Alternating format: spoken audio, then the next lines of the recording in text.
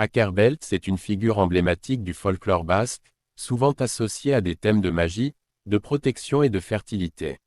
Sa légende est empreinte de mystère et de puissance, et elle incarne les croyances ancestrales des Basques vis-à-vis de la nature et du monde spirituel.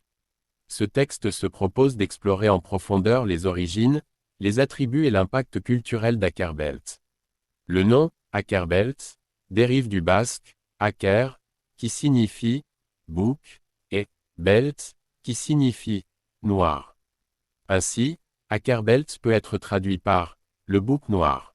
Cette créature, souvent décrite comme un bouc avec une fourrure noire lustrée, est étroitement liée à la mythologie basque, en particulier aux croyances concernant les forces de la nature et la fertilité des terres agricoles. Les racines d'Akerbelts remontent à l'époque pré-chrétienne, lorsque les Basques vénéraient des esprits de la nature et des divinités liées au cycle de la vie. À cette époque, les animaux, en particulier ceux liés à l'agriculture, étaient souvent considérés comme des incarnations de forces spirituelles. Le bouc noir, en particulier, est devenu un symbole puissant dans la culture basque, représentant à la fois la fertilité et la protection. Akerbelts est souvent représenté comme un bouc majestueux, aux cornes impressionnantes et à la fourrure d'un noir profond. Cependant, au-delà de son apparence physique, Akerbelts est souvent associé à des caractéristiques mystiques. On dit qu'il possède des yeux brillants, capables de voir au-delà du monde matériel, et qu'il a une connexion profonde avec les esprits de la terre. Dans la mythologie basque, Akerbelts est souvent considéré comme le gardien des champs et des récoltes. Sa présence est censée garantir la prospérité des terres agricoles et la fertilité du bétail. Les agriculteurs et les éleveurs priaient souvent Akerbelts pour protéger leur culture des ravageurs et des intempéries, ainsi que pour assurer des naissances saines et prospères chez leurs animaux. Les traditions liées à Akerbelts sont nombreuses et variées. Dans les temps anciens, les Basques célébraient des rituels en l'honneur de cette entité. Au printemps, lorsque la terre se réveillait, des cérémonies étaient organisées pour demander la bénédiction d'Akerbelts. Ces rites comprenaient souvent des offrandes de pain, de vin et de produits laitiers, symboles de la richesse de la terre. Une pratique courante consistait à placer des amulettes ou des talismans dans les champs pour attirer la protection d'Akerbelts. Ces objets étaient souvent fabriqués à partir de matériaux naturels, tels que des brindilles, des plumes ou des pierres, et étaient placés à des endroits stratégiques pour créer un lien avec le monde spirituel. Dans certaines régions, des danses et des chants étaient également dédiés à Akerbelts.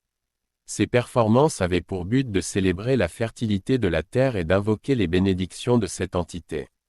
Les communautés se rassemblaient pour chanter des hymnes anciens, transmis de génération en génération, qui racontaient les exploits d'Akerbelts et exprimaient leur gratitude pour ses bienfaits. Akerbelts est également étroitement lié à la figure des sorcières dans le folklore basque. Selon la tradition, Akerbelts est souvent considéré comme un compagnon des sorcières, qui lui prêtait allégeance en échange de sa protection et de sa magie. Les sorcières, ou médères, en basque, utilisaient souvent la magie d'Akerbelts pour réaliser des sorts de fertilité, de guérison et de protection. Il était courant pour les sorcières d'invoquer le nom d'Akerbelts lors de leurs rituels, lui demandant d'apporter la prospérité et la chance. Les croyances populaires affirmaient qu'Akerbelts avait le pouvoir de conférer des dons magiques, notamment la capacité de comprendre les langues des animaux et de communiquer avec les esprits de la nature. Cependant, la relation entre Akerbelts et les sorcières n'était pas toujours perçue positivement.